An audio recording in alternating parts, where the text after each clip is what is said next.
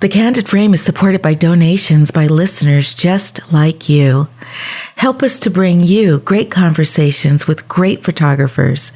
Support the show today with your monthly contribution through our Patreon effort at patreon.com/The Candid Frame, or click on the link in the show notes or the website at thecandidframe.com.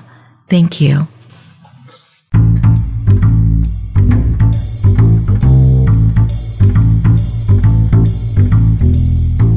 This episode of The Candid Frame is sponsored by Storyblocks. It's the first and only subscription-based stock media company that offers unlimited downloads of member library content for a modest annual fee of just $149 per year per site, while providing its contributing artists 100% of the sales revenue for their photographs, video, or audio. To find out more, visit storyblock.com/candid. This is Ibarian X, and this is The Candid Frame. Bystander, A History of Street Photography, is, in my estimation, one of the most important books about the history of photography. Though the focus is on street photography, the images and the text are really about the evolution of photography.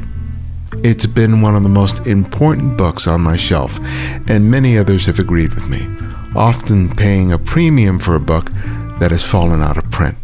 But now, Colin Westerbeck and Joel Meyerowitz have finally released an updated version of the book, which reflects the changing world of street photography and shines a light on some of the new masters of the genre. I sat down recently with Colin to discuss the new book and what it takes to revisit such a big subject the second time around. All right, Colin, welcome back to The Candid Frame. It's a real pleasure to sit down and talk with you again, especially about the latest book. So welcome. Thank you. Yes, I'm eager to talk about it myself, and it's nice to be talking to you again. It's exciting. I know it's a book that I've been anticipating for a long time, as well as a lot of other people who are really fans of street photography and the work that you and Joel put together 25 years ago now? Well, it was, I've lost track of the exact number of years, but the original book was published in 1994. Wow. So this has been a long time coming. So before we start talking about what the book looks like now, tell people about the idea behind Bystander in the first place. Yeah, Joel and I, go back to the beginning. I was living on the Upper West Side of Manhattan in the 1970s. It was one of the worst decades in New York's history, but people lived in rent-controlled apartments on the Upper West Side, and it was like a little village. You sort of got to know anyone you needed to know, even if you didn't know that you needed it.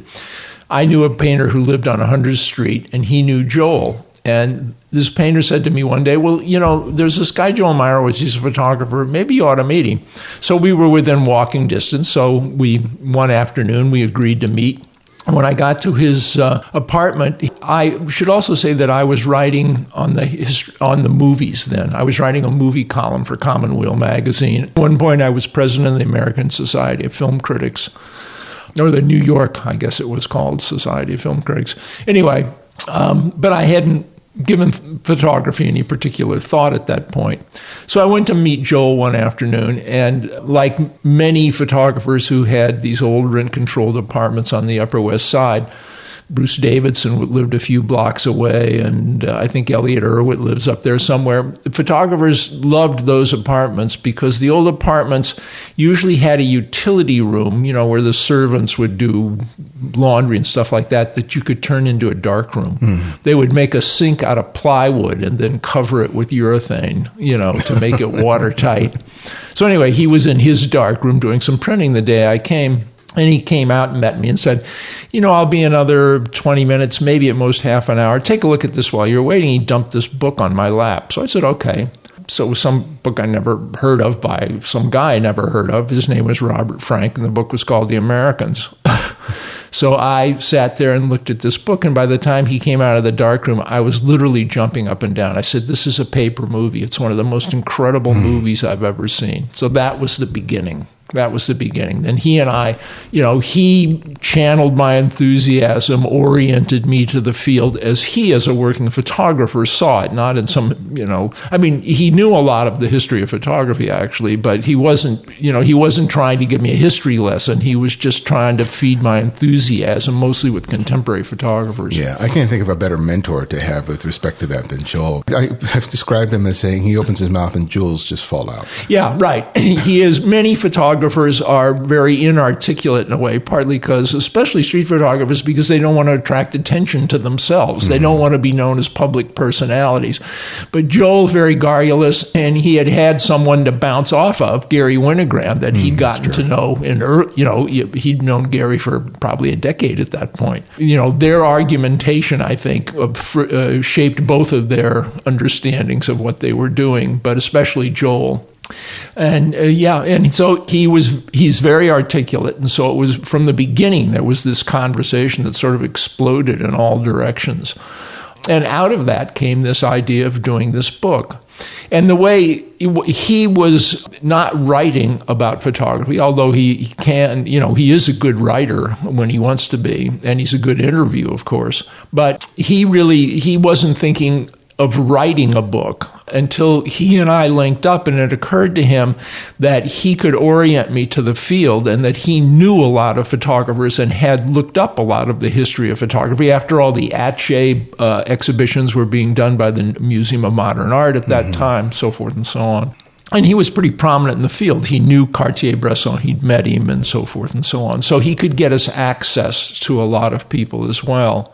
So he was the one who knew the photographers, and I was the one who by doing both intellectual research but also interview research and traveling and looking at a lot of work, could organize it into a book. That was the way it worked. And the first book, like the new book, depended on a conversation between him and me, with which the book ends.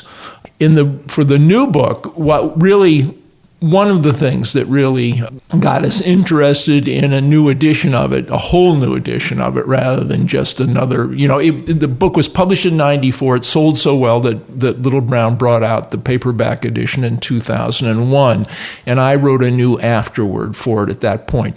But now we were thinking of a really much more formal redo of the whole book. Partly because Joel, traveling a lot online, we realized that while there's not a lot of exhibitions and publication dealing with street photography at this point, what there is tons of photographers staying in touch with each other online through their websites and a few other sites like the one in London that really specialize in street photography and even do some publishing of their own.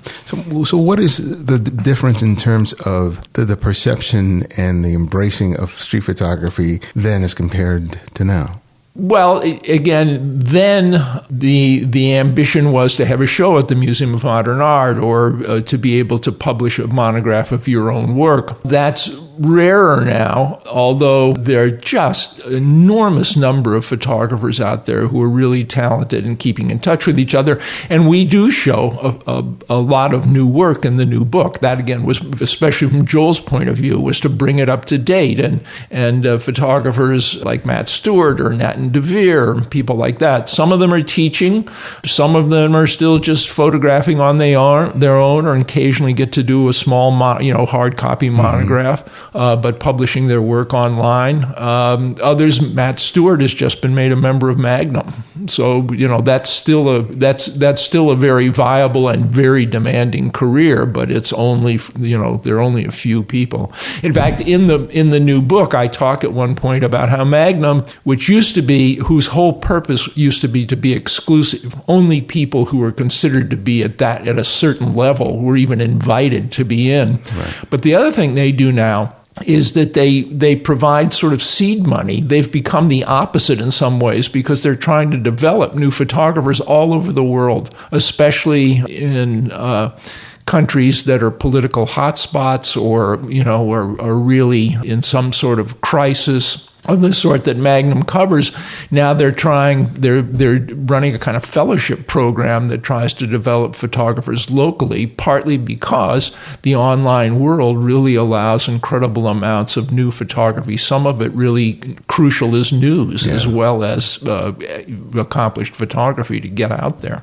I mean, one of the big changes that's, as you mentioned, that's happened over the last 25 years is the access of photographers who are producing amazing work that are outside of America and Europe. Oh, yeah. I mean, there's people out of Asia, South America, and it's just astounding that would have been completely undiscoverable even just a decade ago. Yeah. How did that sort of reshape not only your assessment of street photography now, but also the choices of imagery that you and Joel had to choose from?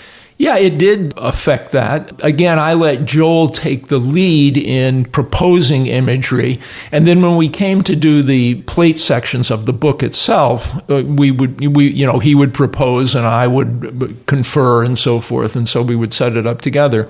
But yeah, the part of the inspiration, the kind of urgency we felt about doing the book is the fact that independent of us or any other official, sort of documented institutional history, is just these people searching the internet for each other and staying in touch with each other and stimulating each other and creating a culture which is completely independent of anything that intellectuals, publishers, critics, or official media say. Yeah. I mean, it's really interesting because, we've talked about in the past about the fact that there may not be a market for street photography in the fine art world, but that nevertheless there has been an explosion of interest. I have my thoughts in terms of why that is, but, considering that you were sort of revisiting the whole idea and the history of street photography, what do you think is playing a big role in terms of the interest of that across the entire globe and amongst generations of different types of photographers? Well, when I first started researching this and thinking about the history of photography and trying to educate myself back in this project really started to get going originally in the mid 1970s, not long after Joel and I met. We were able to get a National Endowment for the Humanities grant to do the research, to travel and do a lot of the research for the original book. And the broadness of the way that I was able to begin, not only by reading and so forth, or talking to people in New York, but by talking to people in Paris and London and going and meeting them and so forth, and being aware of what was being done in Japan. That was when I first discovered Yasuo Shimoto, for instance. I came to the feeling and then a more informed real conclusion that street photography is so basic to what photography is, to what photography made possible that no other medium did, that as long as there's photography, it's going to be sort of the core of it. That whether people are getting shows and books and making a living off of it or not, it'll never go away as long as people are using cameras, because it's the most instinctive, intuitive response to what a camera can do that there is. The idea that you're documenting your world, the very world that you exist in every day, that is the fodder from which you everyday life in public, everyday life in the street is sort of our basic formulation in a few words of what street photography is.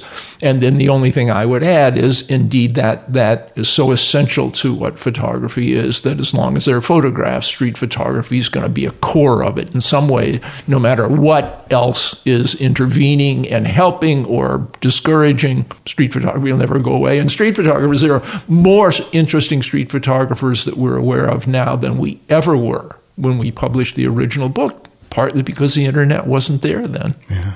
You talked about that you actually rewrote the book, that it's not just a reissue with some added images and some added profiles, which is a daunting task in terms of sitting down there and because this book, for people who aren't familiar with it, is a thick tome, and it's fantastic.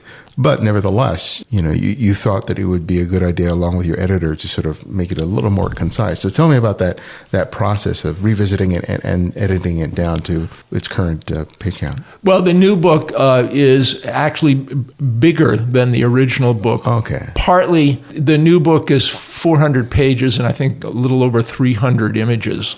So it's bigger partly because we've included more work in it. But the business of cutting it, again, I know, now I've been a curator for many years. I've been teaching the history of photography since I came out here to LA. I've taught it at UCLA and USC both, and still continue to do so. I taught a graduate seminar at UCLA just this past spring. So my own ideas bring more and more context to it. And the more context to it, the more I could see that the really essential information could be clarified by cutting away things that I had given as context originally that I felt weren't necessary. It's not that I thought the new book had stuff in it that was wrong. There were some updating of information and stuff like that, but it was just that I felt, and I didn't propose to my publishers that I cut the book by a third, but when they said they thought the book could be tightened in that way, I agreed, because I felt that was true. But then I added this much longer essay at the beginning, and other parts of the original book have been shifted to different places. Part of the key discussion of Magnum has been moved up into the foreword of the book. And again, there's a whole new conversation between me and Joel about what's happened since 2001. I want to get to that conversation, but I want to talk a little more about the editing process, because I think it's always an interesting one. As a writer, rewriting has always been part and parcel of the process, but I've never revisited something that I've written years ago. Yeah, and I'm really curious in terms of what you learned about what you wrote, not just the content of what you wrote, but how you were expressing it. How did that evolve? Because you've been writing for your entire career, but and you have revisited previous books, but I was wondering what that experience like, and what you sort of learned about how you were conveying the ideas, the history in this book as compared to the previous time. Well, it's part of it is that with when you're, especially an author who has suddenly got an unprecedented opportunity to enter a field he hasn't known before, you want to connect as many dots as you possibly can. And then when you go back, say a quarter of a century later, and look at what you've written, you see what really the essential information was. It's not that I've ever felt that I was being just a verbose writer, just saying whatever came into my head, but I wanted to include all the information I thought might be relevant, because I didn't understand, I was writing my way into understanding where the main lines were. So there was a lot of context for that. I was finding where the river ran, but I was including a lot of what was on the banks, to put it that way. When they proposed a third, I agreed to that immediately, because I felt that the argument could be, and I don't want to use a word like streamlined, it could be enriched. It could be made denser by being made lesser. And there's one chapter. You may recall that the book has 4 key chapters, each one of which anchors a kind of political or a historical period. Yeah. Atget in the 19th century, Cartier-Bresson, Europe in the 20th century, Walker Evans, America before the war, Robert Frank, America since the war. The Robert Frank chapter was 9,000 words. I cut it by 2/3. It's now 3,000 words. Wow. Despite the fact that it was one of the few places where I added a whole new chunk to the discussion, where I wrote a new maybe 800 to 1,000 words. I wrote those words probably in the course of 1, maybe 2 afternoons. It was something that didn't take me very long to write, but took me 25 years to see it. How did exposure to the work that has been more recently produced sort of evolve your perceptions and your analysis of street photography? Again, there's the plenitude out there, but there's also a point in the book where I give my attention in a very critical way to a piece about street photography that was done, I think, by Der Spiegel, if I'm remembering correctly, published by Der Spiegel a few years ago, in which Bruce Glidden and Elliot Erwitt were given Google glasses. Remember when Google Glasses was going to be this big deal, and then it kind of fizzled. It turned out it didn't work as well as Google thought it should. Anyway, so they were given Google Glass, and the difference between Erwitt and his incredibly laid back, the aesthetic of invisibility on the street, and Gilden, who is very aggressive on the street. He really kind of attacks his subjects and tries to dismay them, to be aggressive enough to knock them a bit off balance, and then he takes a picture of them.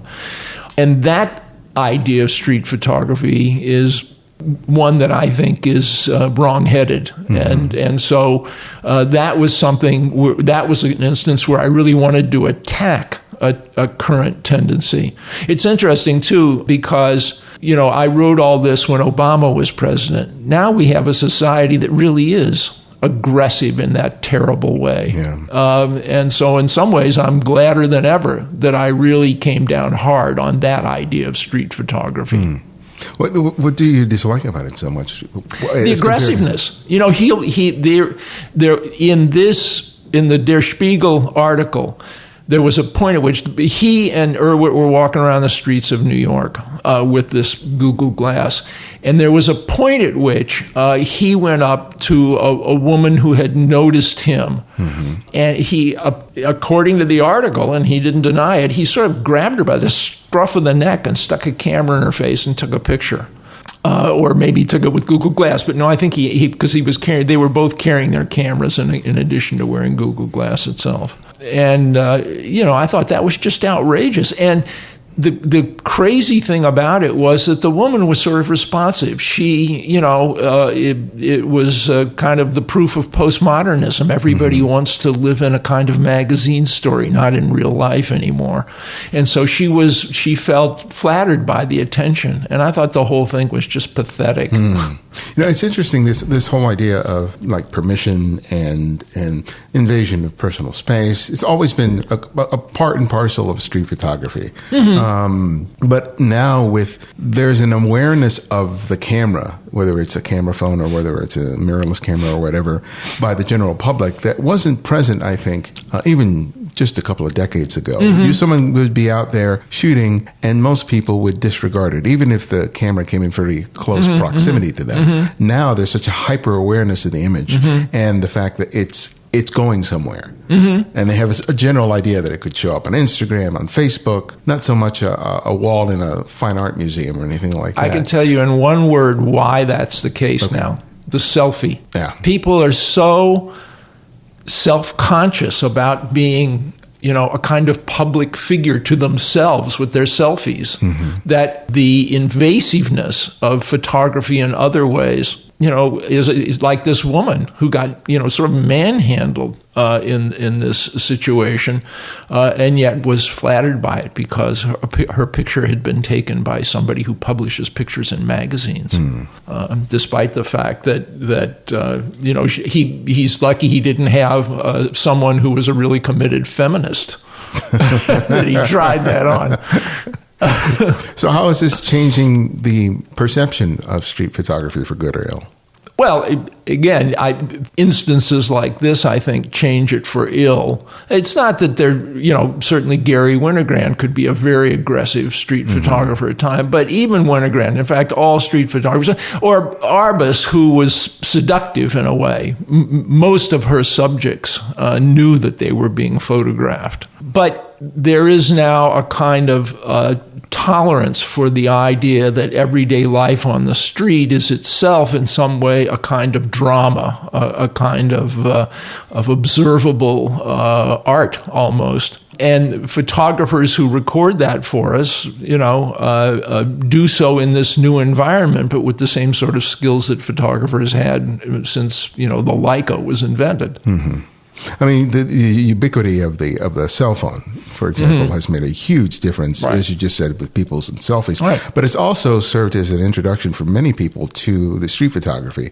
And I've heard countless amount of times that people have been shooting out on the street and only later discover that, oh, there's this thing called street photography. And then they get introduced to this world, they network, but I think that was probably along the lines of what was happening before, but it was with people who could afford to buy a camera, and they would instinctively go out into the street, and then somehow they might find out about, well, there's this legacy of this, what was once known as candid photography, that eventually got categorized as street photography. Well, it was also people in the past who had some cultural awareness of art and a sense that photographs got into museums. But the situation on the street now is very different. So, people live so much through their photographs, through Instagram and so forth and so on.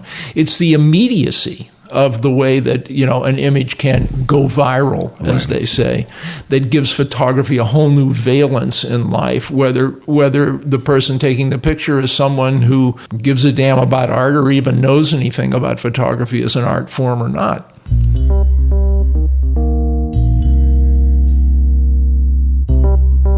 There are only so many hours in the day, and you can really feel it when you're on deadline. I have faced that so many times when I'm working on producing a video or a report or editing an audio piece.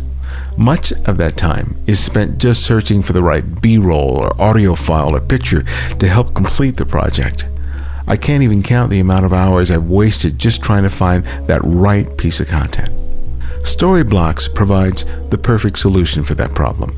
Not only is it affordable, it also provides income for the content creators themselves, whether they are a photographer, videographer, or illustrator. That's because Storyblocks provides you access to high-resolution photo, vector, or audio, and they are all royalty-free. And for creators who contribute their work, it's also great because they enjoy 100% of the sales commission. To find out more, go to storyblocks.com/candid to get all the stock images, video, and audio you can imagine for just $149. That's storyblocks.com/candid to download anything from thousands of images, video, and tracks, and unlock discounts for millions more.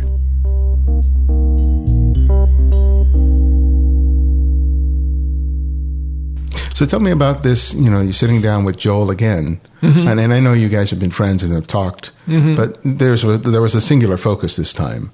And what was that like, and what insights did you pull away from it? Because you've always been observing, studying, teaching street photography, but, sitting down and having this sort of moment to sort of focus on it. What insights did you gain from those conversations? Well, it's, as I say, over 20 years later for both of us.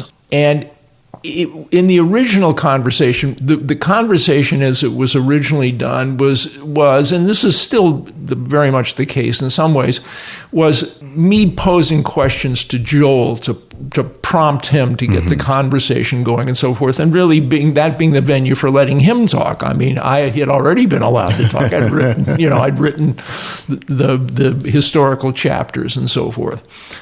But the difference this time was interesting. Now I've spent 25 years with this medium too, and done a lot of curating, publishing, and so forth. This has become my whole career, whereas it was much more tentative when we first started out on this.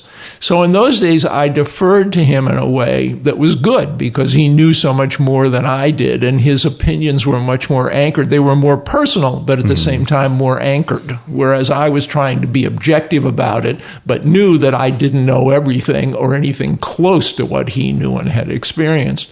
This time, the dialogue was more of a dialectic. There were times when we disagreed about, and I stood up for I like this particular photographer, this particular aesthetic over that one, and he and I went back and forth. And, it didn't in some way threaten our friendship or our collaboration. I think it enriched it. But again, the conversation is mostly ones in which he's being given the space to elaborate, whether we're disagreeing or agreeing. And sometimes when I said, gee, I think this picture really has something that one doesn't, that you prefer, and he and I would, argue it out in the sense of argumentation, not irresolvable disagreement. So I think that enriched it. I was more of a stimulant, perhaps because I said things that he didn't agree with at times. And it wasn't, that we disagreed on the whole big picture in some way, but that on particulars, whose work was interesting, something like that, whose was more interesting than someone else's, or which was the picture that really reflected this photographer or that photographer. But I can't help but feel that it had made the experience richer and the content richer as a result. I think so. I hope so. Yeah, because I can think of that it was sort of an unequal playing field in terms of his experience and his knowledge of it as compared to you coming in. Right. And you described earlier how that sort of influenced the content of the book. But here, because you had your own experiences, your own opinions now, that those disagreements really provided an opportunity to really discover something that wouldn't have been discovered as a result of someone else just saying, this is the way it is, and this is the way I see it. Another example of the incredible richness, diversity, and availability of street photography now, despite the fact, as I say, that it's not being published and exhibited at the Museum of Modern Art in the way that it once was. Although, Stephen Shore, who is a photographer of many parts, but part of it is, of course, a kind of street photography. He has this huge retrospective up right now at MoMA. But what I was going to speak to was a different kind of institution, the Los Angeles Center of Photography, which does a street photography sort of competition every year, and incredible work is done, much of it by people who have completely established careers. I think a couple of years ago, or maybe it was last year, the person who won it was a terrific street photographer. It was a guy who's a doctor or something like that. Yeah, I remember that. Yeah. So again, the Los Angeles Center of Photography I'm going to do some lectures there next year, in the coming year for them. And they're a terrific organization, and the success of something like that, I think when Joel and I started out, if we'd said, well, street photography is an institution that deserves a kind of something just completely of its own, people would have said, what are you talking about? What is it? That doesn't mean anything. But now it happens spontaneously. Do you think that the way that the fine art world, museums and all that look at it is partly influenced by the fact that they see everybody doing something along the lines of what people sort of put under the umbrella of street photography? Or is it just the fact that they don't know how to commoditize it? Well, it's that the sense of how photography becomes art was fundamentally challenged and in some ways changed by postmodernism. But again, the interest in street photography, whether museums respond as readily or as often to street photography as they did, say, 25 years ago, at the height of the Zharkovsky era, let's say, at the Museum of Modern Art. Whether they do or not, the street photography is in a sense stronger than ever now, because even where that support's not there, the field is just expanding and getting richer and richer from photographers feeding off of each other. That's all they need. Yeah. They don't really need us to go and look at the stuff in museums for them to be enthusiastic and to become sophisticated by their interaction with each other. And the fact that the internet has made that more possible is, while photography is in some ways degraded by selfies and, this constant blasting away that everybody does now, the mass culture is in some ways more vulgar, but the self-defined culture of photographers themselves is richer. Yeah. I think one of my complaints about, as much as I love the accessibility of different photographers on the internet, one of the things that I do lament is the sort of navel-gazing that happens because people are simply riffing off of what other people are doing. No. To the point that, it's not original. And I think we talked about it last time we sat down, this whole idea of wanting to find something that excites us, a photographer that does something that we've not seen before, or not necessarily not seen it before, but takes a take on it that is surprising and exciting. So do you have some examples of some of the photographers that you included in this book that provided you that? To be honest, without having sat down again with the book and decided who I was going to talk about, I'm a little reluctant to do that because there's a lot of great work out there. One thing is that as we saw even in 2001, there weren't enough women in the book, in the original book. And there are more and more. There's a woman now named Kate Kirkwood, whose work is very essential to what we show, and we give her a number of pictures, and she's not the only one in the new book. So in that way, some of the machismo problems with the original book, with street photography also, Gary Winogrand was still incredibly influential, and his take on how to make photographs, his favorite word, I think, was tough. The pictures have to be tough. Joel also talked that way. But there is, again, it's not that there's a sort of more passive or receptive feminine side to it, but that women who make street photographs have a very different perspective on what public life is like, as we're now going through this incredible period of calling out men who've been aggressive toward women in some way. So when women make street photographs, there is a difference there, and the difference is represented in the new book by Kate and Kate Kirkwood and other photographers as well. And that's a shift of emphasis from when we did the original book. But even in 2001, we realized that was something that had to be rectified, and it's more rectified in the new book. And again, people like Matt Stewart, who was a guy who was shooting street photographs because he loved it and trying to support himself by doing other kinds of work, is now a member of Magnum. Again, shows that system works. But at the same time, Magnum is acculturating street photography all over the world by this fellowship program that they've now started. So the way, again, the amount of work that's out there is in some ways, and was for us, intimidating. That is to say, you sift through a lot of stuff because you realize that there are all kinds of different points of view, far more than there were when street photography was a more refined group of a few people who were passionately interested in it and mostly in touch with each other. Yeah. Now people are looking at lots of stuff, but the field is much, much bigger and more diverse than it was before. But for instance, one of the places where Joel and I had an argument in the sense of argumentation, not of irreconcilable disagreement, was that there are one or two architectural photographers I was interested in including in the book. And he said, this guy's shooting architecture. It's not street photography. And I said, yes, but he photographs buildings, especially, I'm thinking of Ewan Bond. He especially now when so many buildings are incredibly transparent that you can look through several floors at once.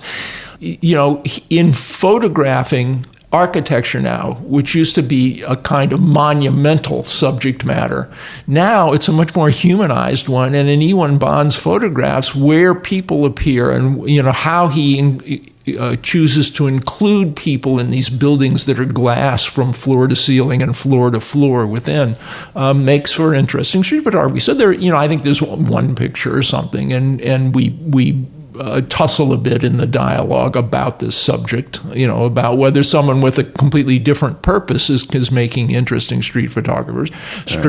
And of course, it's always been true that they do. But this was a point I pushed, and he pushed back. But it was part of the companionship that goes into the book, not a kind of rift between us that was irreconcilable. But that's an interesting point, because I hear, and I've had dialogues with people about what is and isn't street photography.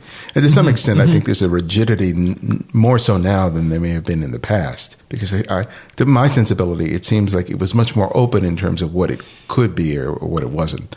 now there are a lot of people who just step out and just say, that's not street photography for whatever reason. And say, this is. Yeah. So what's your perception in terms of what is and what isn't? You make a great example here with the photographer that you champion for the book. But how do you see people's, particularly photographers' perceptions of what is or isn't street photography? Well, I'm especially interested, and here's a place where Joel and I completely agreed.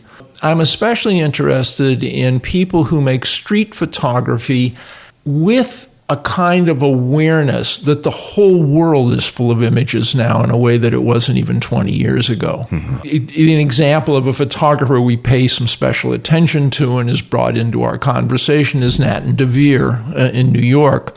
And the pictures that he made that really struck a chord with me were, it used to be, and I talk about this in the book, it used to be that the intrusion of advertising and of celebrity culture and so forth was on a billboard someplace up on the top of a building that you could see maybe a block away or out on the highway or whatever. But when you walk down the street, it was just people and facades. Now those facades have these see-through, these huge advertising pictures, 2 stories high, sometimes 3 stories high on them, where, because there's a kind of technology now that allows you to do that, and people inside the building can look out, but you don't look in. What you see is this enormous woman in a dress or a guy standing by his car or something like that, this kind of advertising at street level.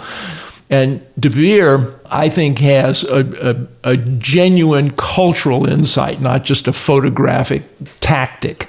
When he photographs real human beings in their casual, diminished state, walking down a sidewalk in New York, and plays them off of these enormous 2-story images of people that are, that have these completely ulterior motives in the way that they're presented to us. So I think that's someone who has found a way to distill the invasiveness of commercial imagery in contemporary culture, far more than it was even 20 years ago, partly because technologies make it possible now, but also because the fact that postmodernism isn't just an aesthetic theory, it's an observation of something that's true about the way in which people's imaginations are now image generated by people with calculations about how to manipulate the public. Yeah. And so DeVere finds a way to make an image out of that, an image about that, rather than just subject to it or browbeat by it. Yeah, because I've heard people complain about people who compose photographs with other people's quote-unquote artwork in the compositions, and I think that he's a great photographer that demonstrates that. But I just saw a retrospective of Walker Evans' work in Paris, and there was a series that he did on billboards that existed, and it was just fascinating to see that within the context of history, how much valuable those pictures are, where now, because of their immediacy, we can sometimes feel like it's problematic in terms of a composition, but that the luxury of time can allow a photographer to take those elements and make them into something more than just the momentary distraction. Yeah. Again, it used to be that billboards were something separate and apart from that kind of public advertising was something that was apart from the everyday life you lived, walking down the sidewalks and so forth and so on. And the situation now is that it's much more invasive and in some ways, therefore, much more sinister and controlling, but it's partly because postmodernism is indeed a cultural situation and now. As you mentioned before, you teach a lot about street photography and do a lot of presentations on it. After working so hard on this book, what is something that you're excited to teach and share with students the next time you have an opportunity to do as a result of working on this? Well, I hadn't taught in a while. As you may know, I was teaching in the mid-aughts and up until about through 2008, I think was the last time I taught before this last spring. And part of the reason for that was that for 3 years I went out to Riverside, to the University of California, Riverside, and ran their museum, the California Museum of Photography, and that was a full-time job. And so I kind of moved away from some of the things I was doing, including the teaching I had been doing here in LA. But one of the reasons that I felt I had something to offer, especially to graduate students, this was graduate students in photography, but also other media at UCLA. And the UCLA program in the School of the Arts at UCLA is one of the best in the country, especially for photography. Jim Welling had run it for many years. Jim has now moved to Princeton, but the program, as established there by him, is a really good one. Matthew Brandt was one of his. When I last taught seminar, it was in the graduate program at UCLA in 2008. One of my students was Matthew Brandt, who came out of graduate school and is now a very established photographer with a very unique, well, you can't say very unique. Unique means unique, but anyway, a unique idea. But in fact, I felt especially that among the caliber of graduate students that they get at UCLA, they just sort of take it for granted that if you get a degree and you have a truly original mind, you'll make a living as an art photographer. And of course, that's truer now than it has been in the past. But I felt that a course in the history of photography, which was oriented toward what the actual professions of the people who are now part of the history of photography would be useful. That this is sort of news to this generation that feels that they can get into the museum world, they can get into the galleries if they have a certain kind of take on photography in general and street photography even in particular. So the basis of the course was, what I did was to go back to the beginning of the history of photography and talk about how photographers worked for certain kinds of institutions that found photography useful rather than for photography as an art form to exhibit in a museum, and that a great deal of the history of photography now shown in museums was made for other purposes. For instance, Mission Héliographique was a public institution in France that was inspired by the movement to save medieval architecture and to celebrate it. And that idea of cultural heritage of France came along just after photography was invented, and photographers were hired to document the medieval architecture, not because the documents were going to be shown in museums, but to make an archive. And indeed, much of the 19th and early 20th century, right up through the Farm Security Administration, the point was not to make photographs that were going to be published in the paper the next day or were going to be shown in a museum within a year. It was to make photographs that were going to be buried in an archive as a kind of cultural resource for historians and other people from other fields. So it was a profession, and Magnum too. The point was, yes, to have a chance to make great photographs, and the way to underwrite that was to be able to show the news to people in a way it hadn't been seen before. But it was news, you were a reporter. Yeah. So for people who pick up this book, what is your hope, that sort of your takeaway that you're hoping people get from picking up this latest version of Bystander? Well, one of my hopes, I think, is that because I feel that the very fact that this book has had such a long lifespan and has now undergone a reincarnation proves that what I sort of felt from the beginning, which is that this genre is essential to photography, no matter what the commercial or institutional relationship to photography may be, that it is so essential to photography that it's always going to be important. And in some ways, it's always going to be that secret who sits in the middle and knows. The Robert Frost poem, "We dance around in a ring and suppose, but the secret sits in the middle and knows." Well, street photography is the secret that sits in the middle of the whole world of photography and knows. So I feel sort of vindicated in that feeling I had about photography.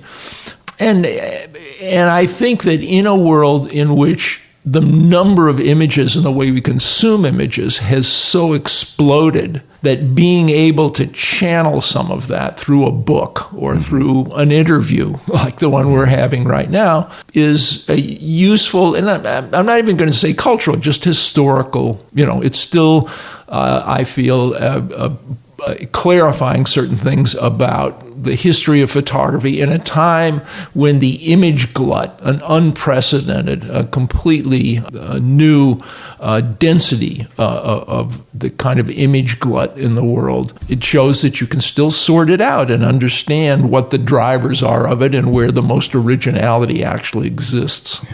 Well, my last question that I ask each guest is I ask them to recommend one photographer for our listeners to discover and explore, and it can be anyone, someone you've long admired or someone you've recently discovered. So who would that one photographer be and why? Well, yeah, I'm going to pick out Matt Stewart to recommend for that, partly because of the fact that I'm very interested in seeing his career now. He's been a freelance photographer for a long time. He's got a family and a wife to support and, and so forth and so on. But the fact that Matt has now become a member of Magnum, and because I keep in touch with him, I know, where he's being sent from one side of the world to the other every other week or every other few days to cover different things. So I think that he is as gifted as any contemporary street photographer, and he's been working at it for quite a few years now. And now that, Magnum and street photography, Cartier-Bresson's place was never the place that Kappa had. I mean, Kappa died because he went where the hot spots were and where you got shot at with guns, not just other cameras.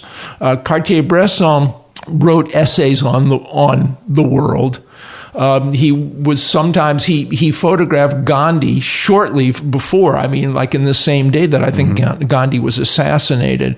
But he wasn't basically a hot news photographer. But the place now, so much of the world is full of hot news now that anybody in Magnum is got to go where the news is, because Life magazine is gone. The idea that pictures are part of a kind of general acculturation is in some ways more diminished now, partly because it's everywhere. But there's still photographers who sort it out and who can make a living at it or serve a purpose other than just the aesthetics, his own sense of the aesthetics of photography, and still be a great photographer and merge the two worlds of commerce, photography as commerce and photography as art. So I would say Matt's career is as interesting and informative as anyone's to look at, because he's a great photographer who's now in a situation that he wasn't in, when the pictures we included in the book, most of them were made. Yeah. Well, Colin, thanks again. It's always a pleasure and an honor to have a chance to speak with you, and congratulations on the book. Oh, thank you very much. It's always a pleasure to talk to you because you're so informed on this subject and you're really willing to talk about it at some length.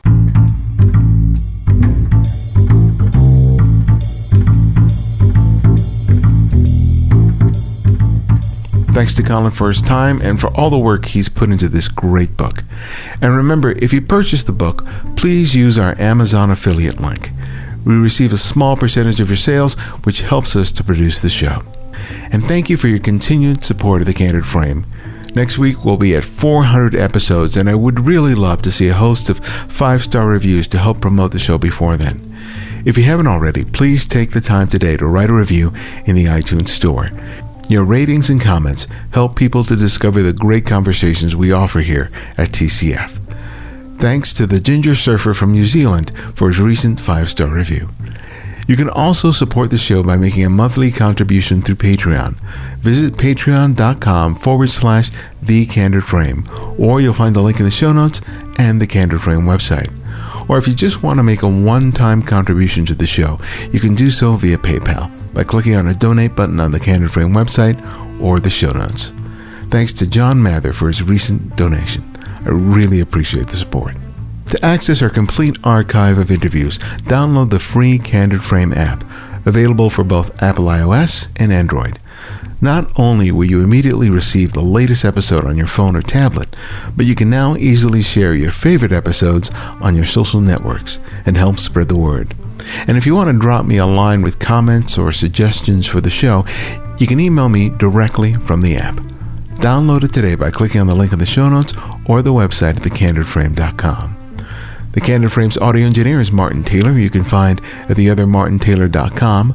The show's senior producer is Cynthia Parker, and our music is from Kevin MacLeod, whose royalty-free music can be found at incompetech.com. And you can follow me on Twitter and Instagram at simply at IbarianX. And this is IbarianX, and this is The Candid Frame.